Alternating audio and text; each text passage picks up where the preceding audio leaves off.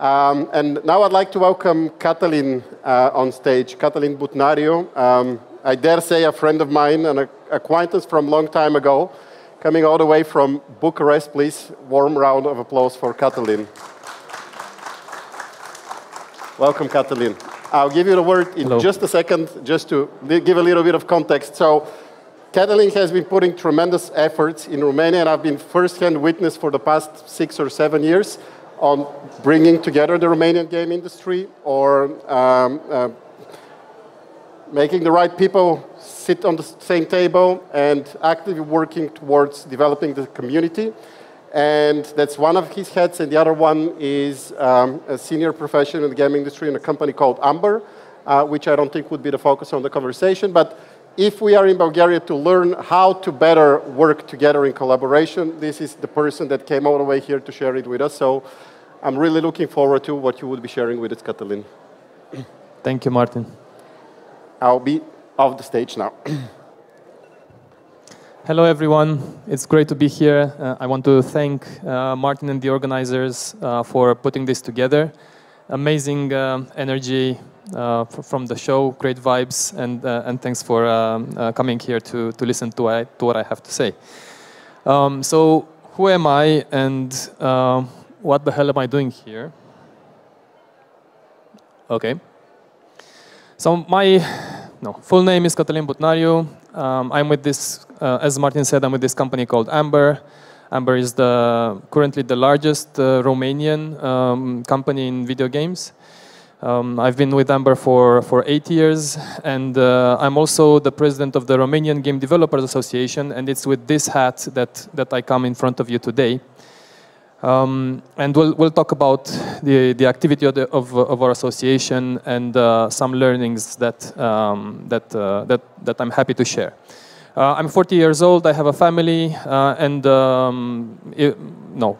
my brief resume here. I've spent a lot of my career in Gameloft managing production. Then I came to Gameloft Romania. That was. Then I came to Amber, initially on production, and then moving to a business-focused role.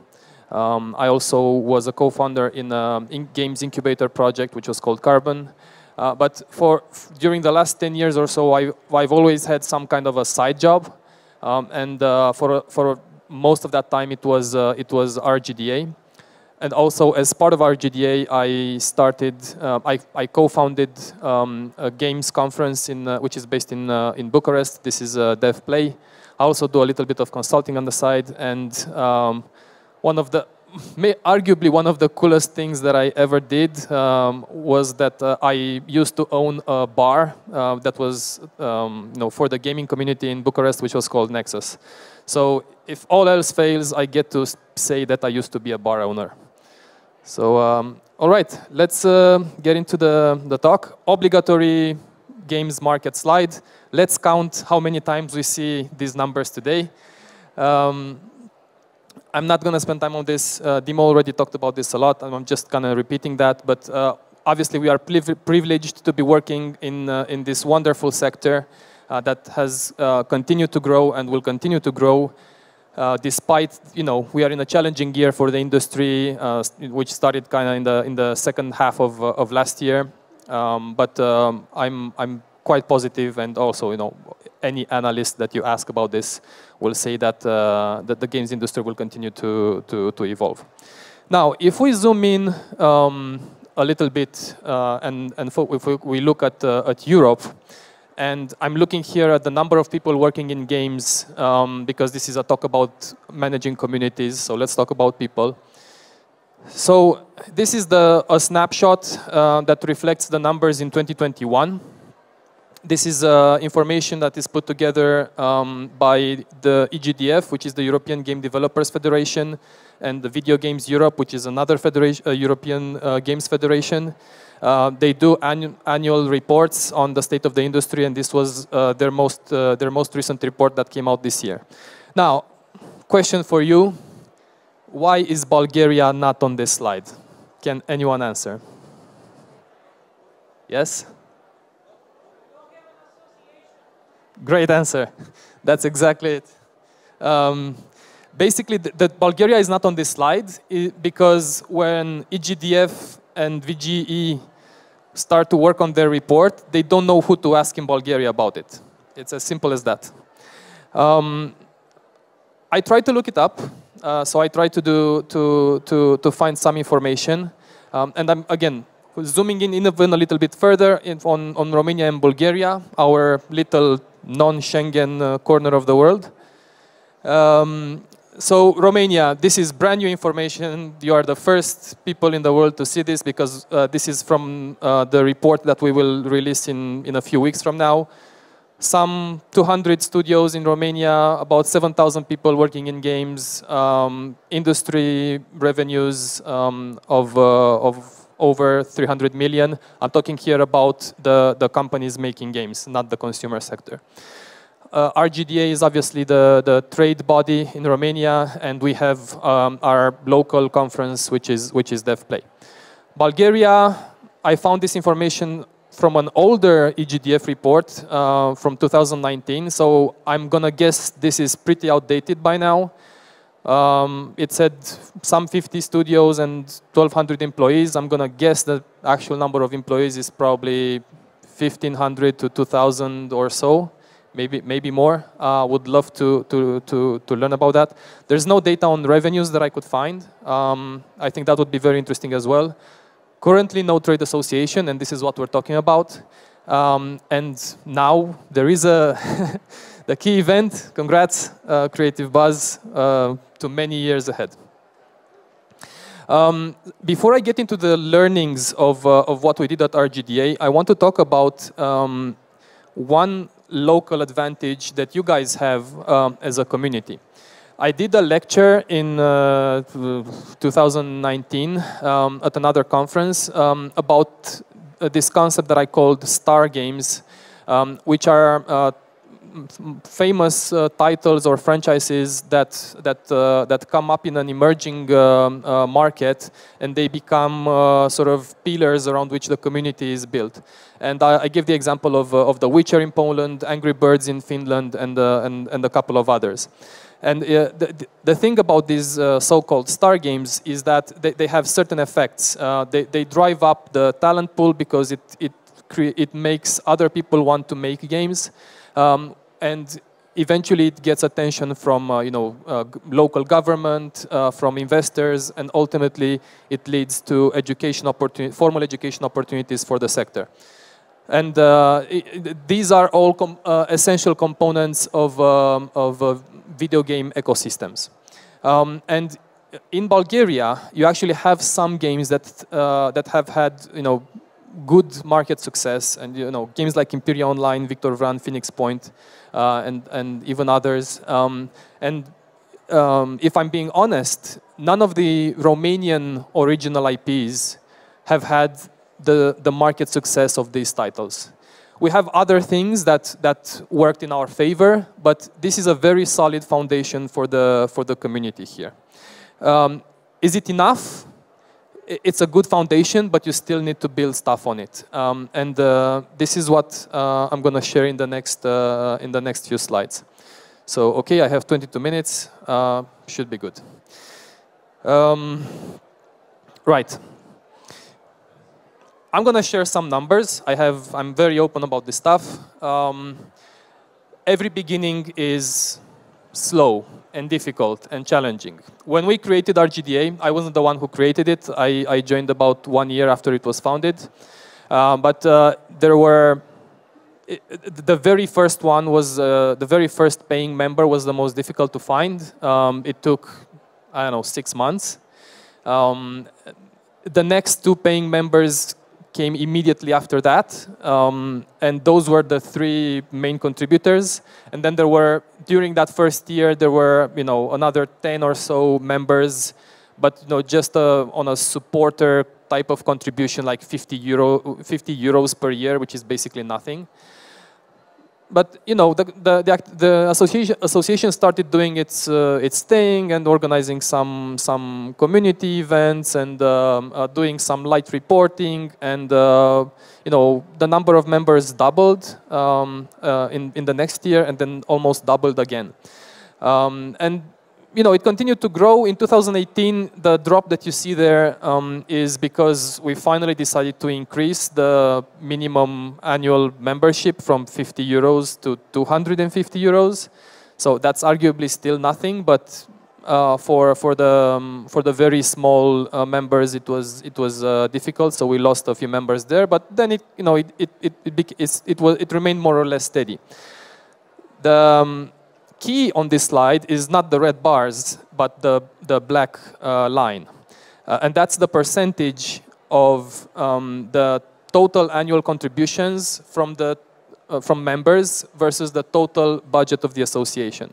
Because in the third year, we started doing events and we started doing other activities that significantly increased our budgets and what we could do as an association. And speaking of budgets, again, very transparently here, you just do your thing and people notice and they trust you to do more, and you just build on top of build every year, and you continue to add on top of what you're doing. The red bars show the total revenue, the black bars show the revenue from events. And you can see from the third year that was a significant extra chunk of financing with the events.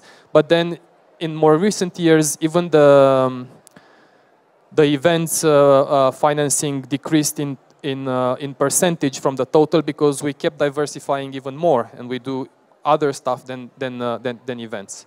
So from these two slides, takeaway is, you build stuff over time, and you can't do amazing things from the first year, but you need the first year and the second year and the third year to get to the 8th and further. And speaking of work and results, and what I was saying earlier, annual reports are not just an asset. Annual reports are, I would say, one of the main responsibilities of a trade association. It doesn't say it, it's not written anywhere, but it is sort of the market expectation. And it's the main bread and butter of, this, as a minimum thing, as an association, this is what you have to do. You have to report on the state of the industry. And we didn't even do it from the first year because, we were learning. But we started doing it in 2017. The very first one is not here. It was very ugly. I didn't want to show it. But we kept building and we kept adding information in the reports. And then we got more and more sophisticated. So initially we were doing just a snapshot, so one slide with revenues and number of people. But then we started adding, every 2 years, we started doing like a more detailed report that was like 50 pages long and had all sorts of information. The thing about this is that they generate attention. They generate attention from press. They generate attention from the government. They generate attention from international partners.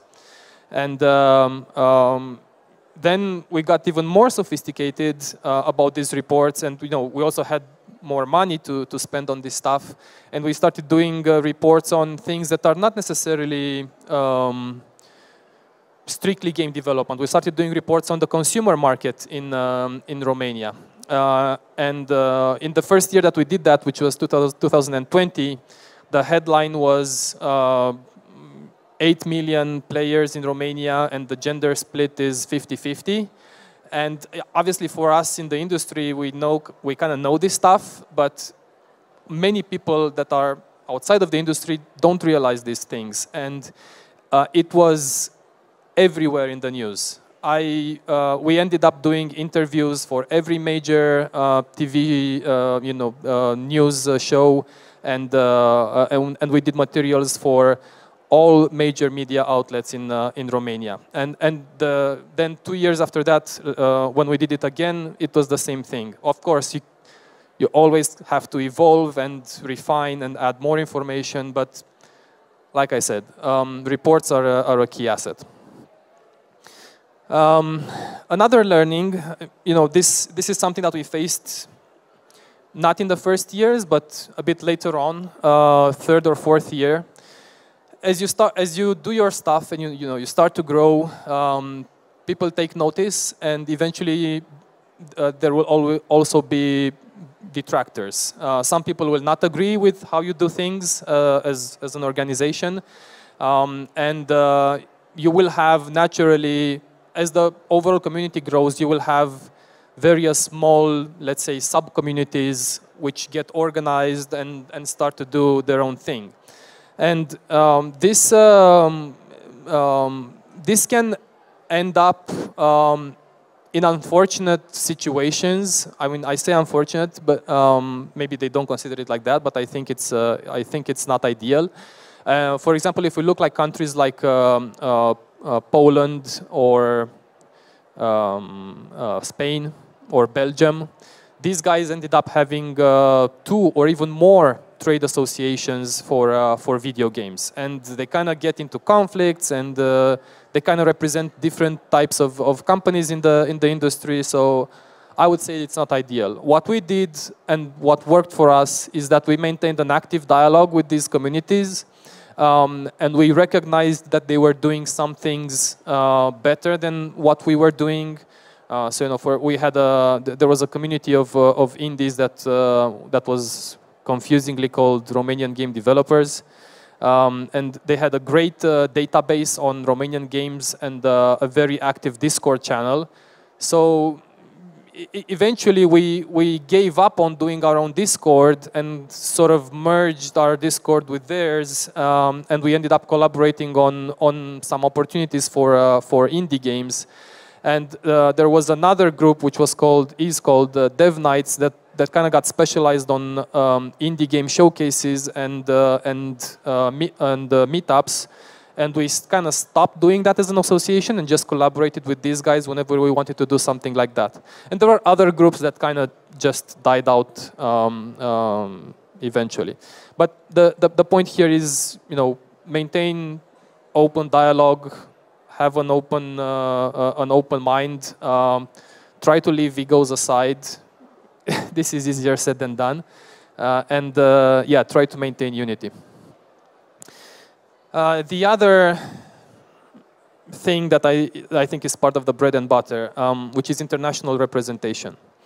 So in Romania, I think it was the first year we did it, 2017, if I'm not mistaken. We started.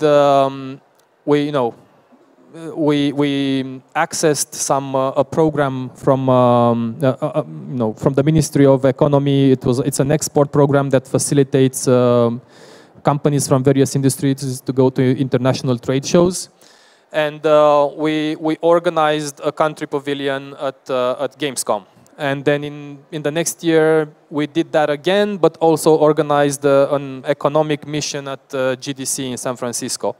And these are amazing opportunities because especially for smaller developers, it can be difficult to get the funding to do that on your own. But when you are part of a national pavilion, it creates amazing opportunities, especially for small developers. These are pictures from what we did 2 months ago. Well, not 2 months ago, 1 month ago at Gamescom this year. We had 2 pavilions, one in the business area, the one on the right, and one in the entertainment area where some studios were showcasing games.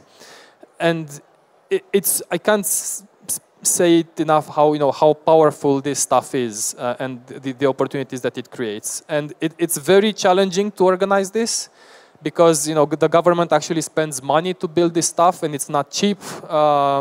So it has to go. You have to do like the whole public auction thing because it's government spending, and government is slow and doesn't care about your deadlines, and it's very time-consuming and nerve-wracking, but it's always worth it at the end.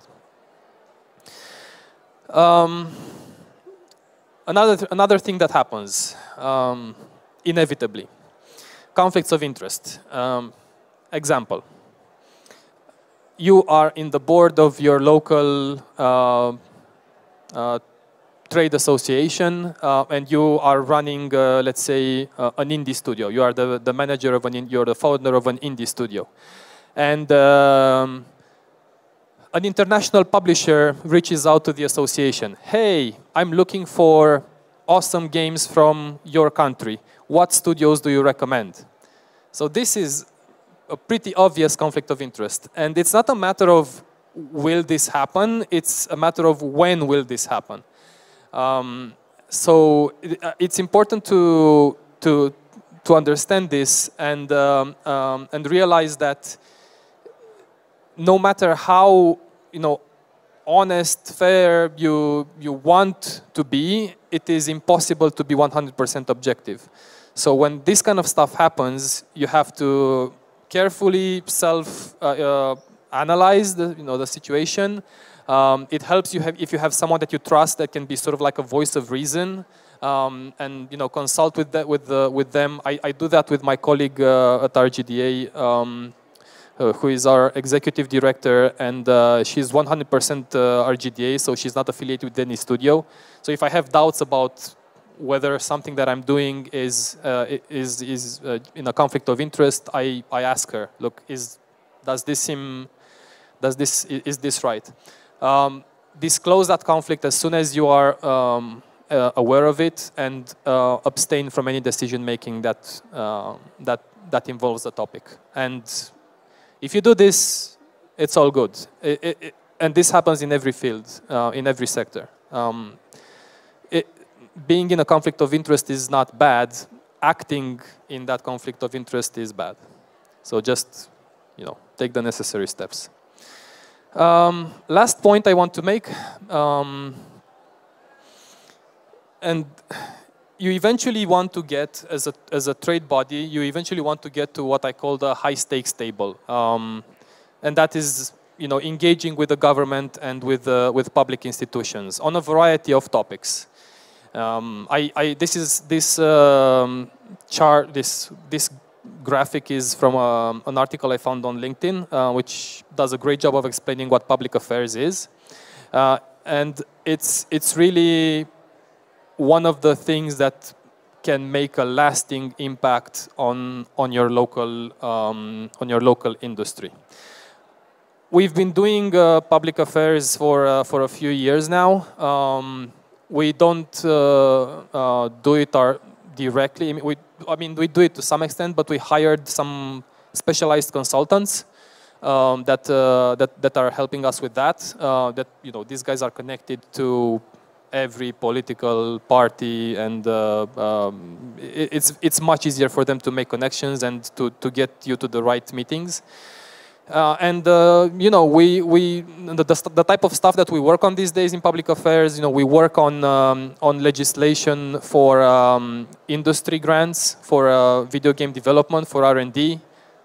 Hopefully, we've been doing that for a few years. Hopefully, we actually get to a place where it's implemented, but again, governments are very slow. We get called to have an industry position on various policy items. As an example, we did that a few years ago. The one member of parliament wanted to create a brand new age rating system just for Romania. We kindly explained that it's the stupidest possible idea when you have European age ratings, and anyway, but they had someone to ask about this stuff, and they did, to their credit, instead of just doing it. Basically, you get to the point where you are the first point of contact for any inquiry on industry topics, and not just locally. It happens. It then happens at an international level as well. Currently, we are members of EGDF, and we soon want to be members of the Video Games Europe Federation as well. And in those positions, you actually get to to say stuff about about policy at a European level. So those federations actually interact with the lawmakers in Brussels on a regular basis, and yeah, it's just the next level of policy making. So yeah, very important stuff. Not always fun, but very important. So those were the things I wanted to share, and I have a final advice for you on how to bring your local community to work together and to build a stronger ecosystem. And here's the secret advice. Are you ready? There is no secret. You just have to do it. Honestly, somebody, possibly someone from this room or some people from this room, just has to, bite the bullet, take one from the team. It helps if they're a member of the community with some renown and credibility, but somebody just has to do it. And it doesn't take a huge amounts of money in the beginning. It doesn't take, I don't know, you don't need to get the entire local industry as members from the beginning, but you have to start somewhere. So this is the advice I'm leaving you with. Thank you. And if you want to check out our event in Romania, it's in a few weeks from now. Thank you.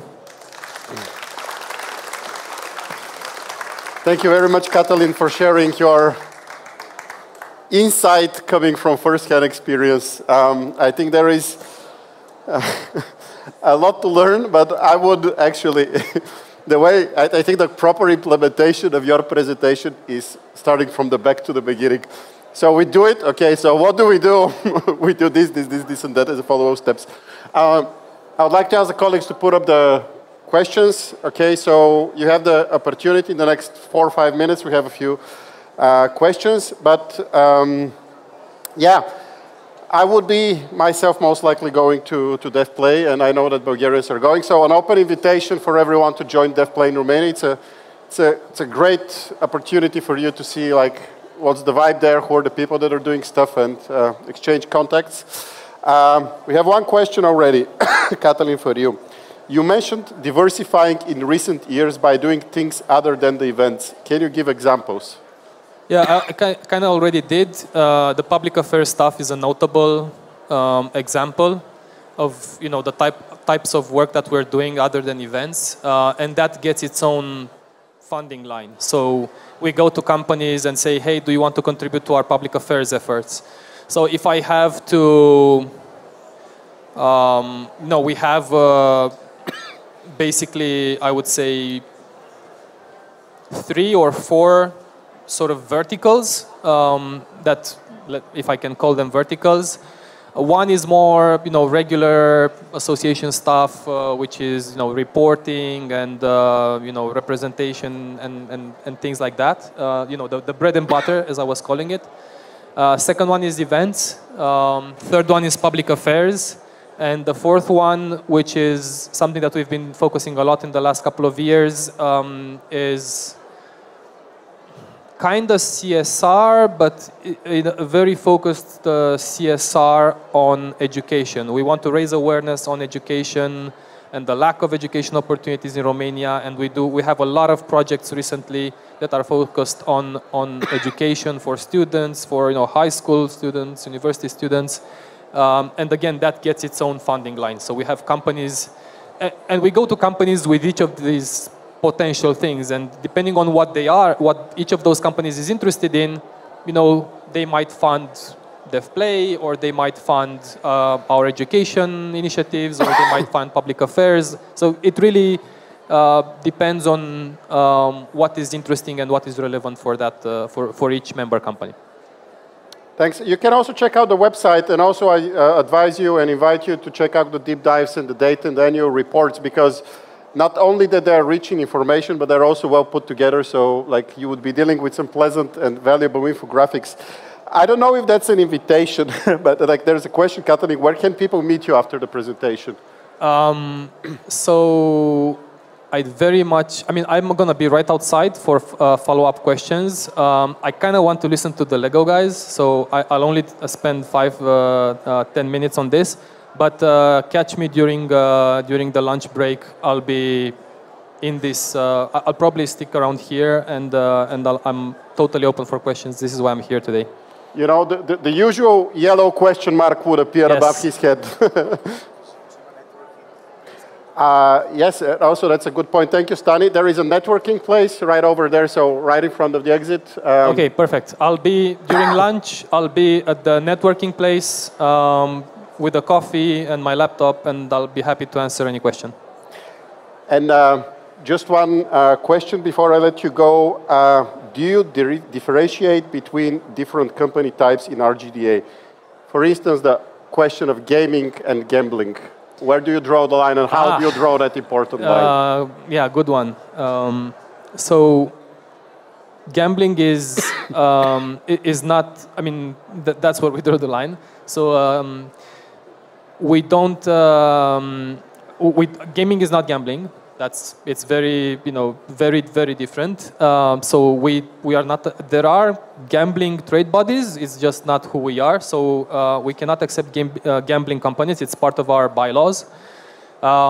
We also are, the way that we are set up, you don't have to do it like that, so there are other examples, but the way we are set up is that we are focused on developers, so video game developers. So all of our members are video game developers or publishers. We don't have events people or content creators or esports companies, and it's not good or bad to do that. In Serbia, for example, Serbia is also a very good example of a well put together association. They did it after us, but they were very quick to catch up. And they did it in a different way. They accept everything. I think they also don't accept gambling, but they have every type of company in the space. It just works in a different way. So there is no specific formula. I just told you what we do, but it can be done in other ways. So you have a due diligence team on loot boxes then? Not yet. Not yet. All right. Thank you, Maya, for that question. And once again, let's give a warm applause to Catalin for sharing his experience and knowledge. Thank you very much.